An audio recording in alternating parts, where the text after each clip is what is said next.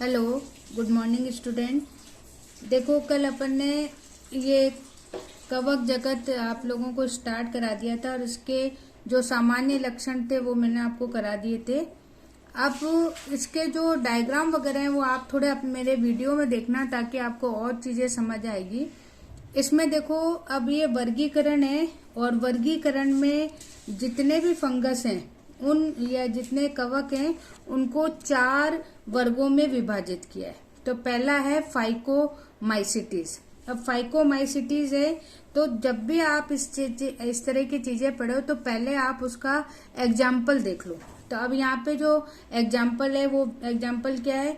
Mucor है, Rhizopus है, जो अपनी रोटी अगर खराब हो जाती है तो उसमें लगता है। फिर यहाँ पे एक एल्बुगो है जो अपन ने पहले भी देखा था कि सरसों पे की जो पत्तियां होती है उस पे सफेद रंग के धब्बे बन जाते हैं, तो वो एल्बुगो के कारण होते हैं। तो ये यहाँ पे एग्जाम्पल है। उसके बाद में देखो, अगर अपन इसके लक्षण देखें तो ये सड़ी गली लकड़ी यानी कि मृत स्थानों पर इस तरह से मिलता है। फिर यहाँ पे एक वर्ड है अविकल्पी परजीवी। कल आपको बताया था परजीवी। परजीवी मतलब जब लिविंग सेल से न्यूट्रिशन या पोषण लेते हैं तो उसको अपन बोलते हैं परजीवी। और अविकल्पी मतलब होता है कि इसके अलावा उसके पास कोई विकल्प है नहीं। जैसे सरसों है तो सरसों पर एल्बुगो जो है उस सरसों से ही अपना न्यूट्रिशन लेगा, ये किसी और पौधे पर जो है संक्रमण नहीं करेगा। तो एल्बुगो क्या होगा? अविकल्पी परजीवी है क्योंकि ये केवल सरसों पर ही डेवलप हो सकता है। फिर उसके बाद में कवक जाल है तो कवक जाल में इसके कोई पट नहीं पाए जाते हैं तो इसलिए अपटी है। और पट नहीं होने के कारण इसके जो कवक तंतु है उसमें एक से ज्यादा केंद्रक दिखाई देते हैं। फिर इसमें अलैंगिक बीजाणु पाए जाते हैं जो चल भी हो सकते हैं और अचल भी हो सकते हैं, यानी कि फ्लैजिला उसमें हो भी सकती है और नहीं भी हो सकती है। फिर उसके बाद में देखो, एक और इम्पोर्टेंट चीज है कि ये बीजाणु धानी में अंतर जातीय होते हैं। अंतर जातीय मतलब है कि जब इनकी उत्पत्ति अंदर के ऊतकों से होती है तो इसे हम बोलते हैं अंतर जातीय। तो जब अगर मान लीजिए अगर हम इसे पौधे से अलग करना चाहें तो हमारा पौधा भी टूटेगा और बाहर जात भी अभी आएगा। तो जब केवल त्वचा के ऊपर है और उसके त्वचा से अंदर ऐसा कोई संबंध नहीं है तो हम अगर उसकी त्वचा उतार दें तो वो बीजाणु भी उतर जाएंगे, तो ऐसे को हम बोलते हैं बाहर जात। लेकिन जब उसकी उत्पत्ति अंदर से हो रही हो तो हम उसे बोलते हैं अंतर्जात। फिर यहाँ देखो, 2 युग्मकों का संलयन यानी लैंगिक जनन है तो उसमें 2 युग्मक बनते हैं, उनका संलयन होता है, युग्माणु बनता है जिसे आप युग्मनज कह सकते हो। फिर उसके बाद में ये जो युग्मक हैं ये समान आकार के भी हो सकते हैं तो हम कहते हैं समयुग्मता। और अगर अलग अलग हैं आकार में व्यवहार में तो हम उसे असमयुग्मकी और विषम युग्मकी भी कह सकते हैं। इसका डायग्राम भी आप मेरे वीडियो में देखना। फिर यहाँ पे उदाहरण आ गया आपका म्यूकर या राइजोपस। उसके बाद में फिर अपने पास में दूसरा एग्जाम्पल है एस्कोमाइसिटीज। एस्कोमाइसिटीज, एस्कस मतलब होता है थैले जैसी संरचना, इसलिए इसको क्या बोलते हैं? थैली फंजाई। फिर यहाँ पे जो एग्जाम्पल है वो एग्जाम्पल दोनों तरीके के हैं। यहाँ पे एक कोशिकीय भी है और बहु कोशिकीय भी है। तो जो ईस्ट होता है सैक्रोमाइसिस सेरेविसी वो यहाँ इसका उदाहरण है और वो एक कोशिकीय होता है। ये बहुत यूजफुल आप कह सकते हो फंगस है। और उसी के साथ दूसरा जो एग्जाम्पल है वो भी बहुत इंपॉर्टेंट है, वो है पेनिसिलियम। और ये जो पेनिसिलियम है ये बहुकोशिकीय होता है। फिर उसके बाद में दोनों जो एग्जाम्पल है आप इसका इम्पोर्टेंट कर लो। फिर उसके बाद में अगर अपन इसकी स्थिति देखें तो ये मृत पदार्थों पर रह सकते हैं इसलिए मृत जीवी है। ये जो अपनी मृदा होती है उस पे कार्बनिक पदार्थों को अपघटित करने का काम करते हैं इसलिए अपघटक होते हैं। परजीवी है यानी कि जीवित कोशिकाओं से पोषण ग्रहण करते हैं। फिर समल रागी है यानी जो मल मूत्र होता है उसके ऊपर भी ये पोषण लेते हैं तो इसलिए इनको समल गामी बोलते हैं। फिर उसके बाद में अगर अपन इसका कवक जाल देखें तो वो शाखित होता है और उसके अंदर पट पाए जाते हैं। इससे पहले वाले में पट नहीं थे। फिर उसके बाद में इसके जो अलैंगिक बीजाणु होते हैं उनको हम कोनिडिया कहते हैं, और जिसमें ये उगते हैं उसे हम बोलते हैं कोनिडियम धर। धर यानी रखने वाला, यानी जो संरचना जिसमें कि कोनिडिया बनते हैं उस संरचना को हम क्या बोलते हैं, कोनिडियम धर। फिर यहाँ पे ये बाहिर जात होते हैं, यानी कि इनकी उत्पत्ति बाहर की तरफ होती है। जैसे आपको डायग्राम में भी दिख रहा है, यहाँ पे आप देखो जो एस्परजिलस है उसमें बाहर की तरफ एक निकली हुई संरचना है पत्ती से, तो इसलिए ये इसके बीजाणु कैसे होते हैं, बाहिर जात। फिर जब ये परिपक्व हो जाते हैं कोनिडिया, तो ये कवक जाल से अलग हो जाते हैं और फिर अंकुरित होकर वापस से नया कवक जाल यहाँ पर बनाते हैं। उसके बाद में जो लैंगिक बीजाणु है उसको एस्कस बीजाणु कहते हैं। जो अलैंगिक है उसे कोनिडिया, जो लैंगिक है उसे एस्कस, तो उसको भी इम्पोर्टेंट कर लो, ये भी कई बार पूछा जाता है। और ये जो बीजाणु होते हैं ये अंतर जातीय रूप में उत्पन्न होते हैं, तो कई बार डिफरेंस पूछा जाता है कोनिडिया और एस्कस में, तो आप ये दो बातें वो इनके डिफरेंस में लिख सकते हो। फिर जैसे कोनिडिया कोनिडियम धर में बन रही थी, वैसे ही एस्कस जो बीजाणु है वो किस में बनते हैं, एसआई में। और जिसको अगर हम एक वचन में कहेंगे तो हमारा एस्कस है, और जब हम बहुवचन में बोलते हैं तो हम इसको एस्कोस्पोर कहते हैं। फिर उसके बाद में देखो इसके एग्जाम्पल है एस्परजिलस है, क्लेविसेप है, न्यूरोस्पोरा है। अब जो न्यूरोस्पोरा है ये यहाँ पर इम्पोर्टेंट है, क्योंकि इसको बहुत ज्यादा वैज्ञानिक जो खोज या अपने एक्सपेरिमेंट करते हैं उसमें न्यूरोस्पोरा को बहुत ज्यादा यूज में लिया गया। इसलिए जो है न्यूरोस्पोरा का, इसको अंडरलाइन कर लो, न्यूरोस्पोरा का उपयोग जैव रासायनिक और आनुवांशिक प्रयोगों में बहुत ज्यादा किया गया। तो ये एक तरीके का मॉडल है साइंस के लिए, जिसपे कि बहुत सारे एक्सपेरिमेंट किए जाते हैं।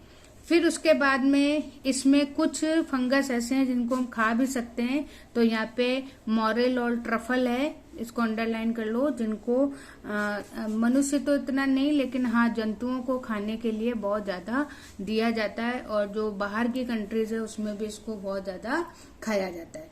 उसके बाद में फिर हमारे पास में जो तीसरी है वो है बेसिडियोमाइसिटिस, और इसके अगर आप एग्जाम्पल देखते हो तो यहाँ पर आपको एग्जाम्पल मिलेंगे जो अधिकतर नुकसान पहुंचाने वाले बहुत ज्यादा हैं, और इसमें पक्सीनिया है, अस्टिलगो है। ये गेहूं की खेती को, गेहूं ज्वार वगैरह इनकी खेती को बहुत ज्यादा नुकसान पहुंचाते हैं।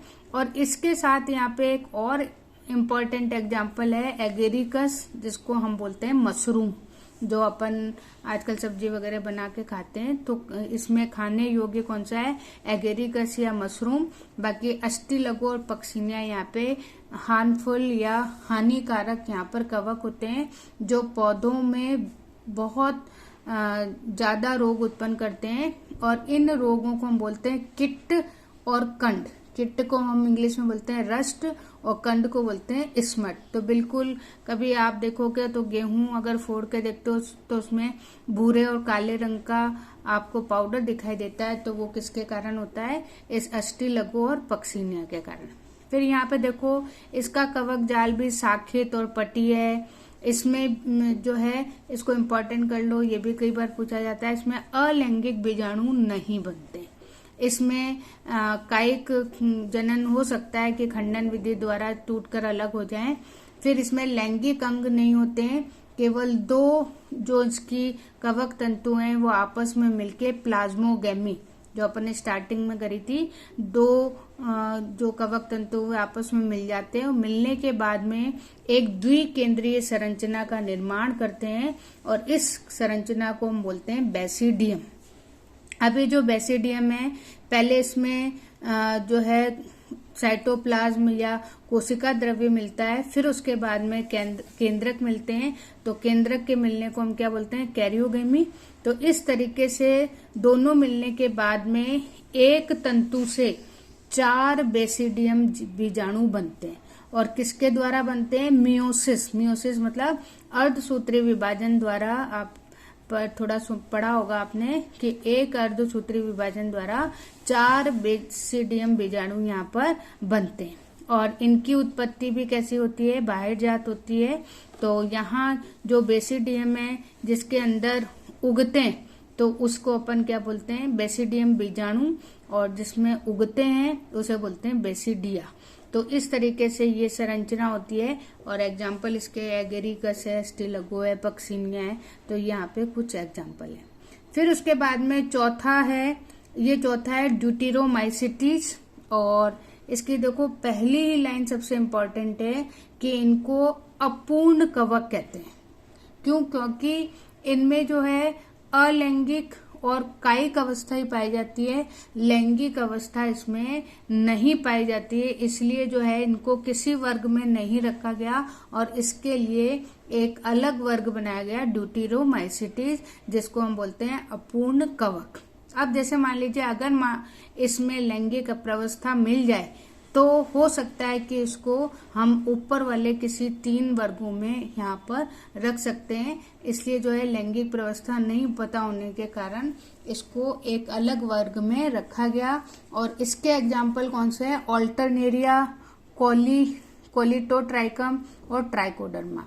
ऑल्टरनेरिया कौन सा है, जैसे आलू वगैरह अपन लेते हैं तो उसमें आपको काले रंग का अंदर दिखाई देता है। तो वो जो इन्फेक्शन है, वो जो संक्रमण है, वो किसके कारण होता है, ऑल्टरनेरिया के कारण होता है। बाकी जो ट्राइकोडर्मा है, वो ट्राइकोडर्मा आजकल बहुत ज्यादा यूज किया जा रहा है जैव उर्वरक के रूप में, क्योंकि इसकी सहायता से जो है हम पौधों की जो बीमारियां हैं, रोग है, उनको समाप्त करते हैं। अब यहाँ पे देखो इसके जो अलैंगिक बीजाणु है उनको भी क्या कहा जाता है, कोनिडिया कहा जाता है। और इसके मतलब क्योंकि और है ही नहीं जनन, तो यही कोनिडिया है, ये अंकुरित होकर इस कवक जाल और पट्टिये साकेत वगैरह इसमें बनाते हैं। और ये अधिकतर जो है मृत जीवी होते हैं। कुछ आपको परजीवी भी मिल जाएंगे, बाकी मृत जीवी इसमें अधिकतर पाए जाते हैं, जो कि खनिज चक्रण जो है उसमें सहायता करते हैं, यानी कि जो अपघटन क्रिया उसमें ये हेल्प करते हैं। अब देखो ये इसमें हो गया। उसके बाद में फिर पादप जगत है और ये एनिमल वाला है, जंतु वाला। ये मैं आपको इसमें नहीं कराऊंगी क्योंकि इन दोनों के लिए अलग अलग एक चैप्टर है, तो आपको यहाँ करने की इसकी जरूरत नहीं है। अब अपन एक लास्ट टॉपिक इसमें देखते हैं, ये है विषाणु, वायरस, वायरॉइड और प्रोसांग, जैसे प्रियोन और एक लाइकेन। ये ऐसे हैं जिनको पंच जगत में स्थान नहीं मिला, यानी कि आर.एच. वियटेकर का जो पंच जगत है उसमें इनको नहीं रखा गया। ये चारों ही जो जीव हैं, इन जीवों को बिल्कुल स्वतंत्र रूप से अलग रखा गया है।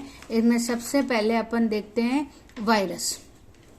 अब ये जो वायरस है, ये वायरस, ये मान लीजिए कि वायरस का नाम वर्गीकरण में क्यों नहीं है, क्योंकि अगर अपन देखें तो वायरस को हम कहते हैं कि ये जो वायरस है ये जीवित और निर्जीव दोनों के बीच की कड़ी है। जब ये हमारे शरीर में होगा तो जीवित है, और जब बाहर पड़ा होता है तो ये निर्जीव है। इसलिए इसको पंच जगत में स्थान नहीं मिला। अब देखो इसका थोड़ा सा डिस्कवरी वगैरह है कि सबसे पहले तो आप ये देखो कि वायरस का अर्थ है विसेला या विष, और ये मतलब जो वायरस वर्ड है वो लैटिन है और इसका अर्थ होता है विष या विसेला। और इसकी जो खोज है वो की थी इवान वॉस्की ने, और किसमें की थी, जो तंबाकू में मोज़ेक रोग होता है उसमें इसको पहचाना गया था और इसका नाम वायरस यहाँ पर दिया गया। अब देखो ये इतना छोटा होता है, जीवाणु से भी बहुत छोटा होता है, इसलिए इसको प्राप्त करना बहुत मुश्किल था। इसलिए M.W. बेंजेरिक, ये ध्यान रखना, कभी कभी डिस्कवरी जब वायरस की पूछी जाती है तो इवान वॉस्की ने की थी और इनको वायरस का जनक भी कहा जाता है। लेकिन अगर पादप वायरस की बात आती है तो हम MW बिंजेरिक को इसका जनक मानते हैं। तो इन्होंने इसी संक्रमित जो पौधा था तंबाकू का, उसका रस निकाला और उस रस में इन्होंने इस वायरस को प्राप्त किया और इन्होंने इस रस को नाम दिया कंटेजियम वाइन फ्लूइड, यानी कि संक्रामक जीवित तरल। तो इस तरीके से फिर उसके बाद में एक और साइंटिस्ट का नाम है WM स्टैनले। इन्होंने इस वायरस को का कल्चर किया था, इसको बनाया था और इन्होंने कहा कि ये रवे जैसा यानी पाउडर जैसा है और ये जो पाउडर है ये किसका बना हुआ है, प्रोटीन का बना हुआ है। तो यहाँ पर ये मान के चलिए कि वायरस जो होता है वो, क्योंकि उसके पास कुछ नहीं होता है इसलिए वो बाहर रहता है निर्जीव की तरह, लेकिन जब ये किसी की दूसरे की कोशिका में पहुंच जाता है तो वहां सजीव होके अपनी ही बहुत सारी संतति का निर्माण करता है। अब यहाँ पे देखो, अगर अपन डायग्राम देखें वायरस का, तो वायरस में आप देखो सबसे पहली बात तो दो तरीके के वायरस होते हैं, पादप वायरस और जंतु वायरस। अगर इसमें RNA है तब तो ये पादप वायरस है और अगर इसमें DNA होगा तो ये कौन सा है, जंतु वायरस। तो इस तरीके से है। अब यहाँ पे देखो दो आपको डायग्राम दे रखे हैं, एक तो टैबेको मोजक वायरस है जो पौधे का है और एक है जीवाणु भोजी।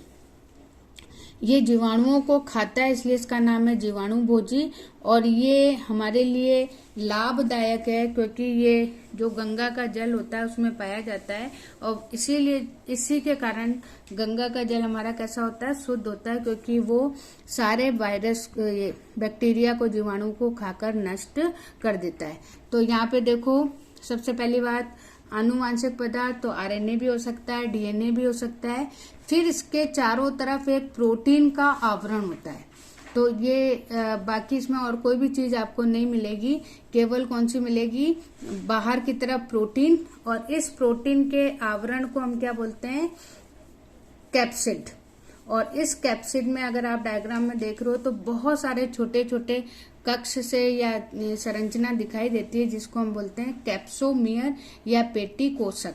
ठीक है, तो इस तरीके से होता है। फिर यहाँ पे देखो ये क्योंकि बहुत हानिकारक है, बस एक बैक्टीरियोफेज है जो हमारी थोड़ा लाभदायक है, और बाकी अभी आप जब 12th में पढ़ोगे तो कुछ जैव प्रौद्योगिकी में भी इनका उपयोग आजकल किया जा रहा है।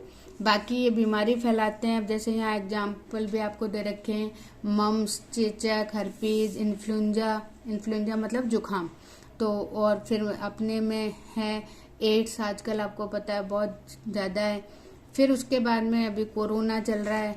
फिर अगर प्लांट में देखें तो मोजेक है, पत्तियों का मुड़ना, कुंचन, पीला हरा होना, ये बहुत सारे रोग हैं जो ये पौधों में भी पहुंचाता है।